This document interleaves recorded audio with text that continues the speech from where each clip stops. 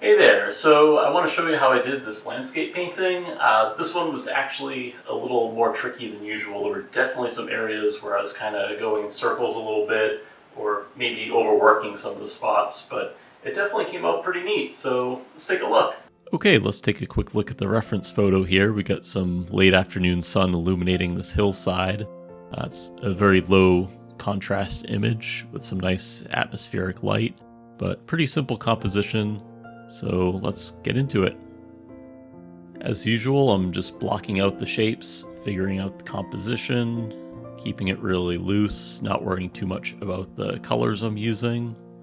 And I approach this almost like it's a blind contour drawing, like I'm hardly looking at the canvas at this point. It's actually really fun, just kind of focusing on getting the whole canvas covered as quick as possible.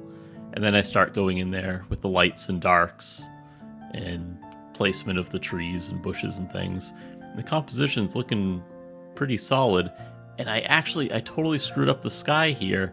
I had that nice dark corner there, and I got way too focused on matching the reference photo and just painted this really boring looking sky. And at the time I kind of knew this looked like it was a bit of a problem. But I thought, all right, maybe this will work once the rest of the painting is in place. But we'll get back to that later. So I'm going into these distant mountains with some light bluish color here and adding in some highlights for where the sun hits. But then I looked at this and I'm like, nah, this is way too light, and just basically painted over it, added in some rough fog. And then I started to sort of indicate these houses on the far ridge there. But again, I decided it was looking too busy. That just didn't look right.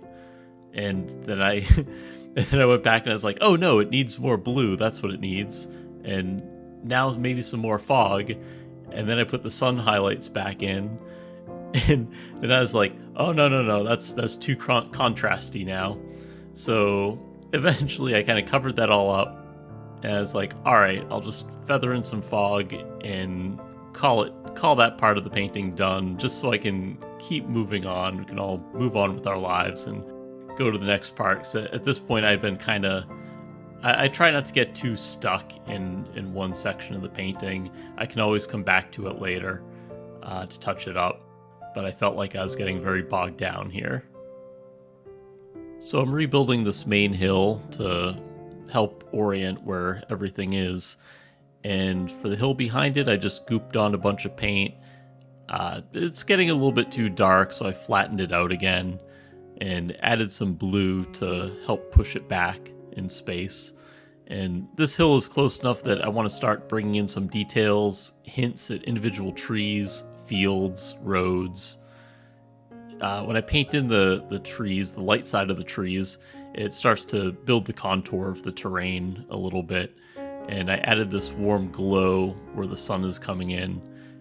But at this point, I'm actually feeling that everything's looking too green. The palette is becoming too simple. So I went back in with the blue again to help balance it out. I also added some fog spilling in to connect this hill with the mountains behind it. Moving on to the main hill here, it's hard to read what the terrain's doing, so I'm gonna start by putting in some lights and darks. And once I get that all sorted, I'll start placing in the trees and the tree shadows. And in this big open flat area here, it's kind of hard to see what's happening, so I'm actually following the contour of the terrain with the brush strokes a little bit. And that'll kind of help feel that it's a sloping surface. And I'm going to take this fire road here and move it down, punch it up a little bit. And I really like this little tree here silhouetted against the fog. I think it's really cool. Now I want to solidify that transition from the main hill to that farther hill. And to do that, I'm going to just make smaller and smaller trees and kind of bridge the color palette of the main hill being warm and that farther hill being a little bit cooler. And along the edge of the hill where the light meets the dark, I'm actually going to put in a really intense orange, and I find that that kind of helps round out the surface so it doesn't clash too much. And now I'm going to keep shaping the foliage with highlights and shadows, putting in a pretty good level of detail there. And I'm going to punch up these yellows in the dirt a little bit. And once I get that brought up, I kind of realize I gotta punch up the highlights of the foliage to balance it out. And I think that's looking pretty solid for the main hill there. I like that quite a bit. Now I'm gonna go and start painting in the foreground. This area is actually charred from a wildfire that came through here a few months ago, so I'm gonna darken the ground a little bit more. I do want to be careful though to not go completely black. One of the goals of this painting was to try to work within a limited dynamic range, less contrast, and so I'm trying to adhere to that rule set that I made for myself. And then I'm going to go in and start indicating a little bit more of this dead grass here, and then fill in the bushes, but keeping it still pretty loose. This isn't the main focus of the painting. And then I'm just going to go back in here and touch up the foreground grass a little bit more, add a little more detail there.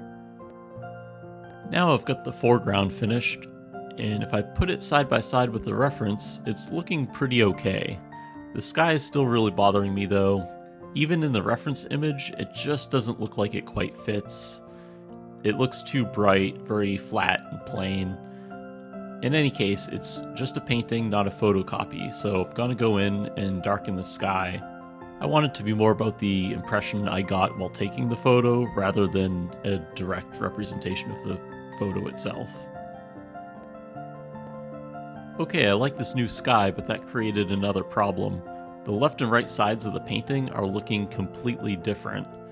It's tempting to just leave it as it is, since there's always a risk to making any changes. But in this case, it just looks too stupid to leave it like this. The important thing that's jumping out to me is these greenish blues here in the mid-tier of mountains need to be warmed up. And then once I do that, I'm going to go into these far mountains and add a lot more yellow to the fog so it kind of matches the sky. And that'll also help set the time of day as being near sunset. And finally, I'm just going to push the far mountain tier back a little bit by softening the edge where they meet the sky.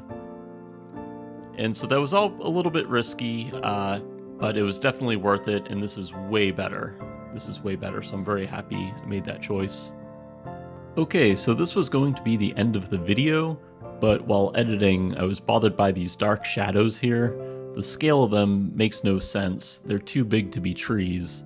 So I went back in and adjusted it a little bit, lightened up some areas, and broke up some of the bigger chunks of dark. And now it's done.